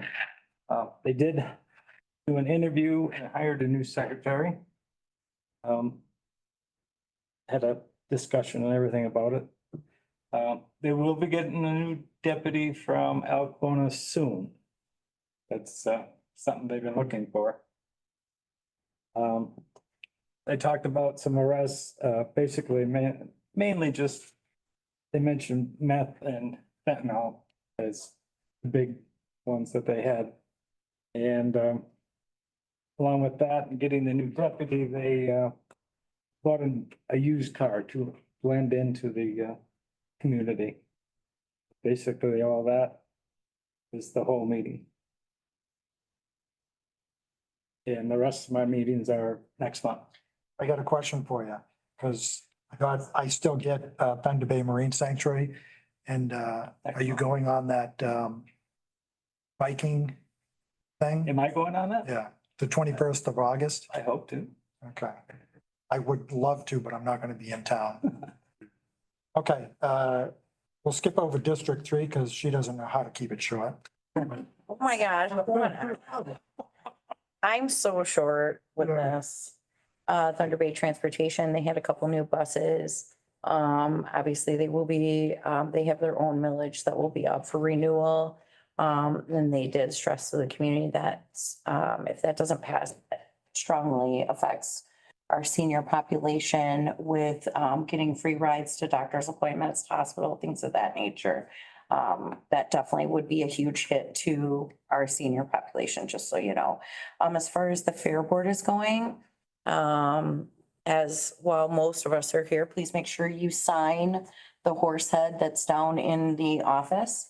That was our support. I know we're trying really hard right now to not spend a lot of money, like watching every penny. But that was our support for the Alpena County Fair. Those will be lining the whole road along there. They did sell out this year, which is the first time they've ever done that in 3 years that they've been holding that fundraiser. And the money that they're raising is to put up a new sound system across the fairgrounds. So they're trying to raise money on their own for that, because obviously the county cannot afford to give them money or do that for them. And I strongly urge everyone to support Alpena County Fair. You know, go there, get an elephant ear, walk around, see all the kids' hard work with all the animals. Please go to the 4-H market sale. You know, I know we can go to the store and buy our meat, but there's something for a child that raised this animal and spent all this time and work and get all dressed up to show it. So I strongly urge the community to do that as well.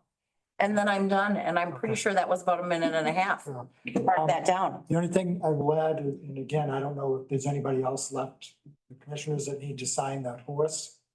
But all the cool kids signed in the horse's mane. I don't know. Oh, Yeah. show off. I signed too soon. Maybe I'll put my signature on there again. Okay. Commissioner Peterson is gone. Do you have anything for the landfill? Just that things are going well at the landfill, and we recently, the MOA board recently provided some financial support to the recycling authority as well, to show our commitment with not only landfill operations, but certainly support recycling. Okay, thank you. Commissioner Fournier.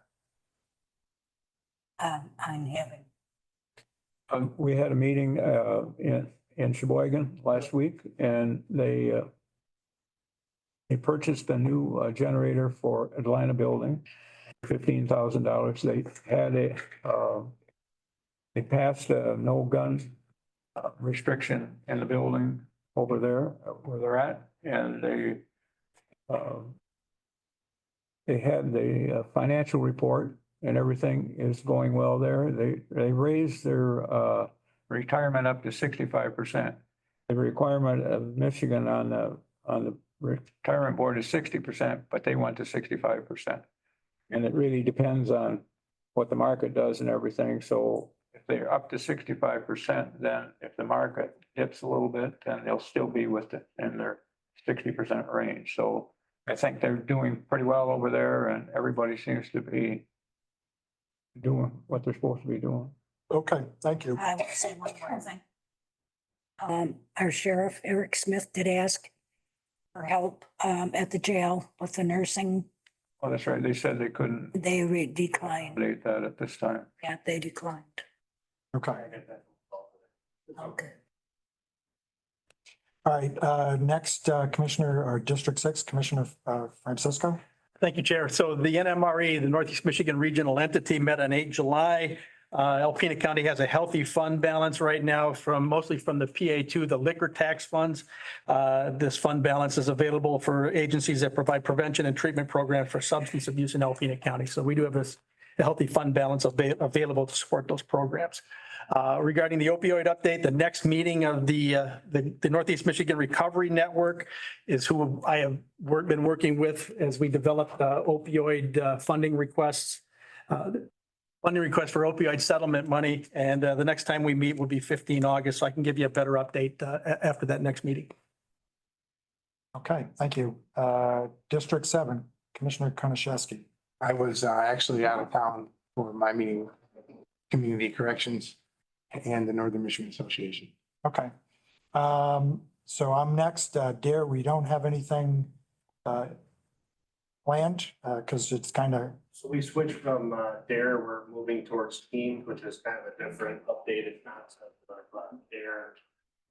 It's through the state police. We're gonna send somebody this fall through the school. We have a meeting scheduled with APS on how we're gonna start implementing. But it's a new pilot program for our area and things look really good for this school year. I love Get that. the officer back to school. As far as community corrections, I did go to that meeting. In our jail, it's gonna have a pilot program. We have 15 tablets coming through community corrections. We're going to expand our education to inmates. We're not only gonna do GED programming, but we're gonna provide them some technical training. So when they get out of jail, they actually have potential to get jobs. And we're moving and expanding, trying to get even college credit to inmates in our jail. So community corrections update. Thank you. Thanks, Eric. Good stuff. Thank you. Northeast Michigan Consortium, basically My Works. I will tell you that there's a lot of money that goes into the My Works with different programs. Normally, every month, we review the financial stuff, and there's probably 50 pages, maybe 40 pages, and it's all financial stuff. So I don't know if anything, obviously, I can't get into the detail because half the stuff I don't even know what it is. I put every month I go, I have to put little notes on it to remind myself what it is, but I can forward the monthly agenda to everyone. Northeast Michigan, the recycling, I don't know if anyone, or I know Commissioner LaHaye is aware of this, but Ken Lobert stepped down as chair last month.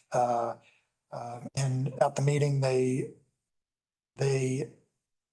appointed the vice chair to the chair position. And so now they have a vice chair position open. I was a little frustrated because we've gone to the meetings and I basically said to the group that, we've got, there's 15 people here. One of my concerns with that group is we have the bylaws allow two governmental entities to basically be the executive board of that board. And what they're doing, we're currently, we have Rachel and Cindy were now chair and treasurer. They want to talk about, they did talk about, maybe it'll probably come up next month or actually this week. Yes. About hiring a director for the recycling or whatever, an individual to oversee, to take off some of the burden from the city. But my point of this is that I opened up my mouth about, somebody needs to step up. And I said, I can't say that without being willing to step up. So next month I may, or this week I may be, and you better not appoint or make a motion. Be the vice chair of that, so we'll see. And then the other item, and I brought this up and I can't remember, we were talking about this yesterday about Northern Lights. The majority of the recycling dumpsters have been moved to Northern Lights, and I mentioned my concern to the board about having, I don't know whether it's 8 dumpsters roughly, 6 to 8 it's probably closer to the 8 dumpsters. They're all in the back. The part of the problem is people aren't using the driveway, the right driveway. It's the last driveway to come in. I've heard a lot of junk basically left there. I actually, on my way into the meeting this morning, stopped at so I think there's only 2 places that have, or maybe 3, but Northern Lights has all the recycling dumpsters and Sanborn has a dumpster. Has one, and there's one out, someplace else. Catherine, Maple Ridge Township. So my point is that, and again, this is the recycling board, but my concern is that somebody's having to pick it up, but I showed up at the Sanborn one and someone dumped off 3 tires on the thing. So we're constantly getting people that are throwing, and even when I looked in the dumpster, they're throwing stuff that doesn't belong, which causes a lot of additional work for the people. And then last, United Way, I've been part of this board for a year and somehow they keep not informing me when the meetings are. The next scheduled meeting is October, so hopefully I'll finally get to go to a meeting. And that's it for the updates.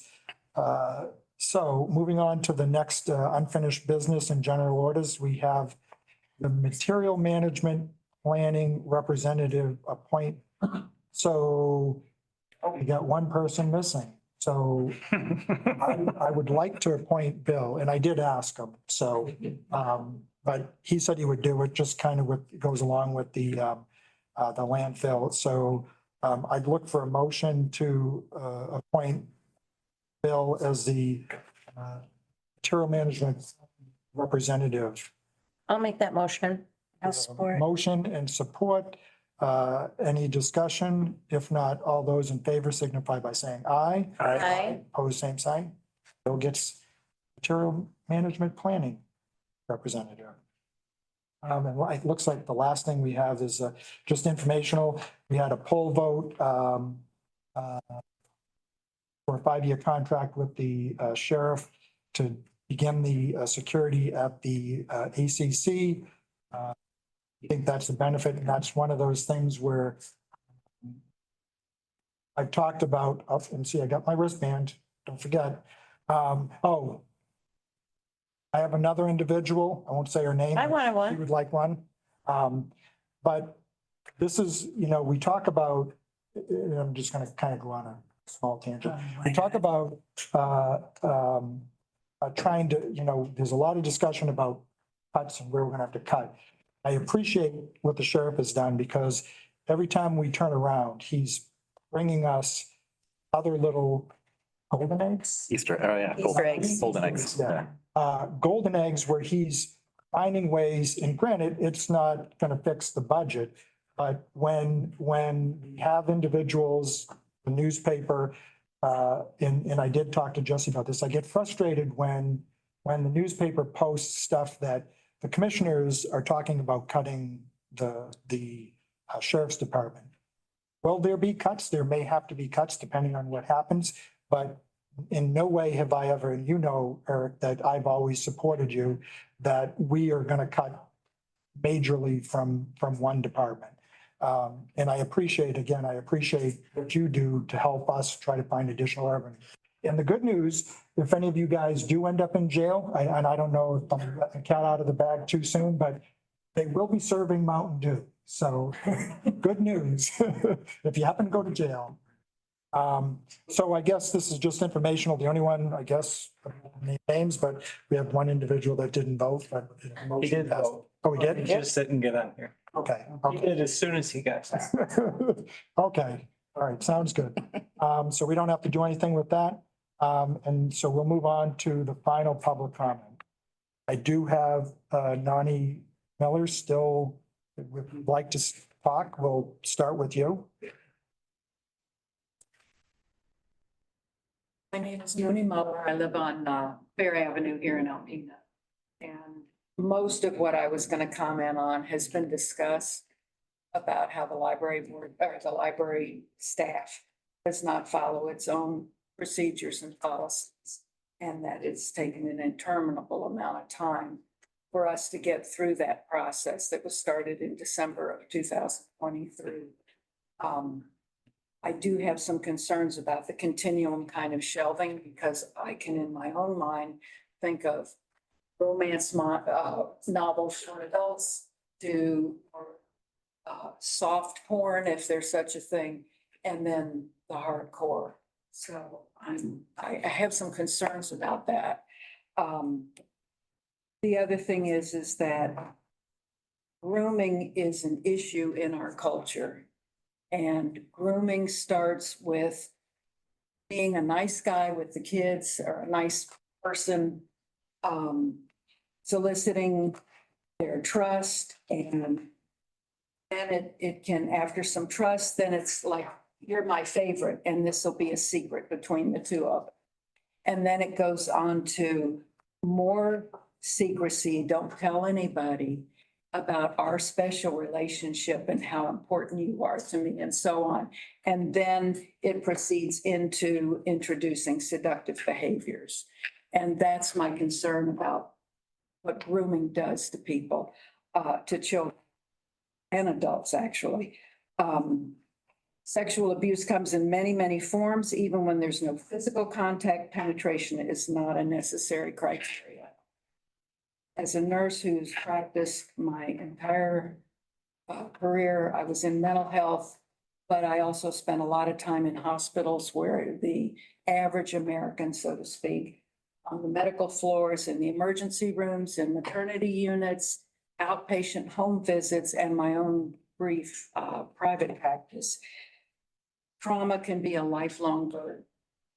And when I listened very carefully about the Northeast Michigan Community Service Agency, I asked Dorothy very quickly, are you running out of clients or are your numbers growing? The numbers are growing. We're not done. I'll close with, there's a quote that I have used many times. It is no measure of health to be adjusted to a society that is profoundly ill. And I commend everybody here for moving in the direction of health to help stop this horrible epidemic that's been in our country for way too long and everywhere around the world. Thank you. Thank you. Overseas.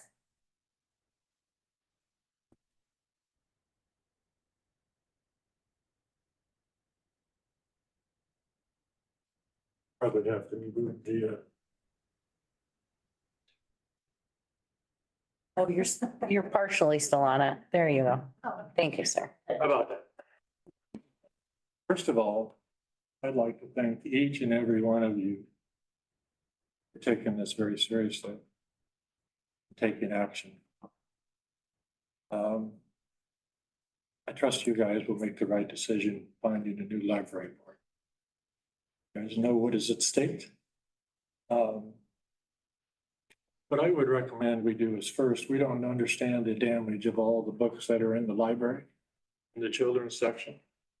And I think it should be established to have community people, friends of the library people, various peoples from the communities to read all these books, see what the heck we have in that library. And make it part of the collection policy in the library to have those books reviewed by the community. I'm not sure which law it is, but I have heard that the pornography laws are based upon the community standards of the community that you live in. So it's up to us to look at what in our libraries and also in our public schools. And it's not a parallel. It's probably 5, 6, 7 years where this transgender stuff has picked up in schools. And part of it is attributed to what they're reading in the libraries these days. And so I think this is a very good thing that you've done. And we're going to take down all of our signs now. And I'm gonna post a letter to the editor saying that we approve the library millage. Thank you for standing up. Thank you, sir. Thank you.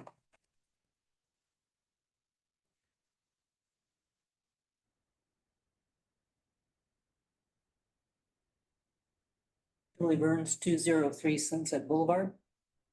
Thank you, thank you, thank you. Been a long time coming. To your constituents that are still claiming this is a lesbian gay issue, let me assure you it is not. I was in the military before, don't ask, don't tell. My partner and I have been together for 38 years. Always been about sexually explicit material, kids. Thank you, thank you, thank you for taking care of the kids in this community. It's just so exciting. Thank you. Thank you. Thank you, ma'am.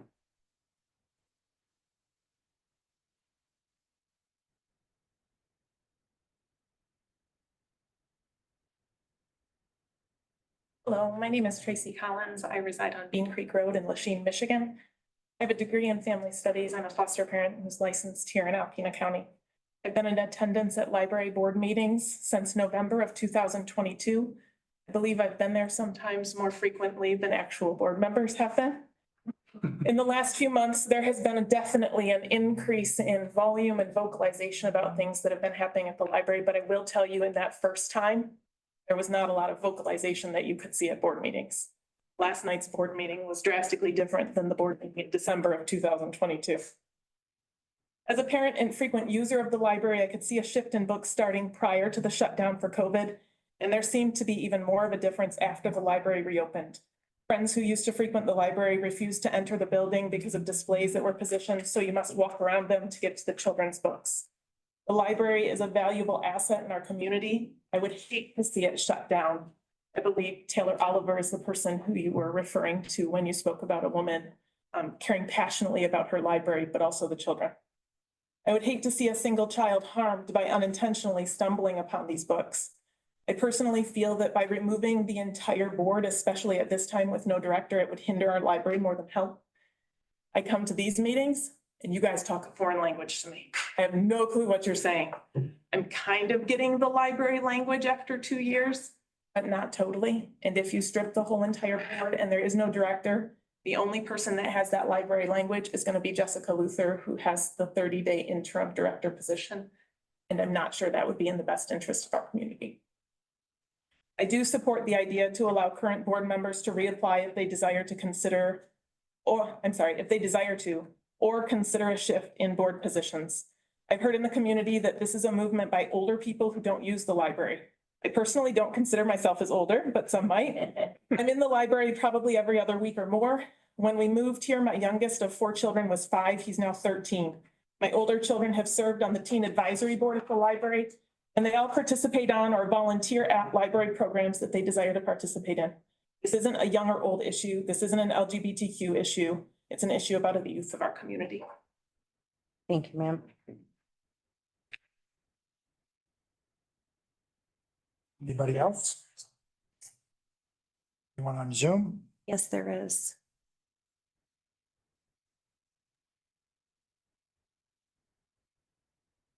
Can you hear me? Yes.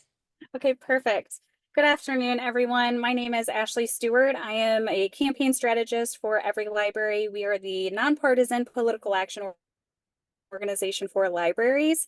I've been watching some of the past meetings, and I just wanted to come on to hopefully give you some guidance on what we've been experiencing around the country. I do recommend that the county commissioners seek current litigation and or other situations like this that are happening across the country where boards are trying to dissolve library boards. Some of the board members have sued in that situation if they felt like it wasn't, if it was against the law of what they were doing for the library. So where I'm getting to is when we take an oath of office as trustees, we have to uphold, in your situation, it would be Michigan State Constitution, the US Constitution, Michigan Public Accommodation Law, and there's financial and legal ramifications if those aren't followed. And some of that is books on shelves. And I will tell you there's current litigation happening across the country that has been brought on by publishers, by authors, and just members of the community who feel like their rights are being violated. So I know taxpayers do not want to pay for a lawsuit that could be avoided. So again, I just highly recommend that your attorneys look at current litigation that is happening across the country. I will tell you, residents within your community have reached out to Penguin Random House, ACLU, us at Every Library. We don't take any legal action. We're just here to provide guidance. Again, we're nonpartisan. We're just here to support libraries. But there is a coalition forming in your community to speak out for the library and for the rights of your residents. I am happy to provide extra information. What I will say is I did see Joe speak at a previous meeting, the library board president, and he did explain the reconsideration policy that they have in place. They also explained that they have sought an attorney, a library attorney, who has come to do a presentation. I don't know if the commissioners were there, but I know the library board was there. So I do want to speak on behalf of the library that they are taking action. They are listening. They are getting legal guidance. They are following protocol of what we can and cannot do in the library space as far as making sure people's rights are not violated. At that time, at the last meeting, Joe said that only one person went through the process of doing a reconsideration. And that is, if somebody is upset with material, they go through that reconsideration process to get that item removed. That is again, I've been watching the past couple meetings. I don't know if any of the library members are there to speak on their behalf. But I did want to let you know from, again, things that are happening across the country.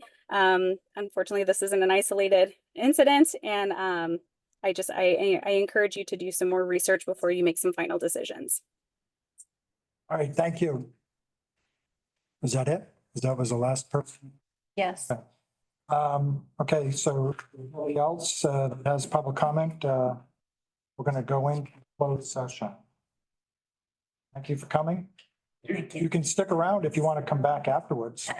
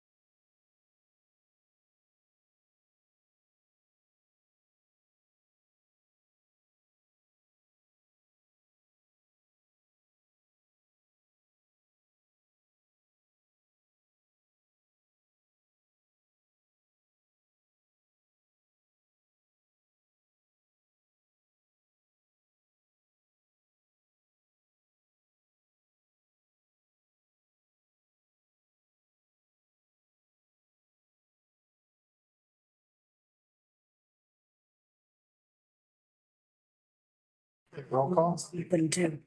Commissioner LaHaye, Yes. Commissioner Ludlow, Yes. Commissioner LaLonde, Yes. Commissioner Fournier. Yes. Commissioner Francisco, Here. Commissioner Konachevsky, Here. Commissioner Kozlowski. Here. Okay, we have no other business to attend to unless someone has anything that they just want to throw out before we close. Motion we adjourn. Okay, we have a motion in support by Commissioner Fournier. All those in favor signify by saying aye. Aye. Opposed, same sign. We're adjourned. That's all, folks.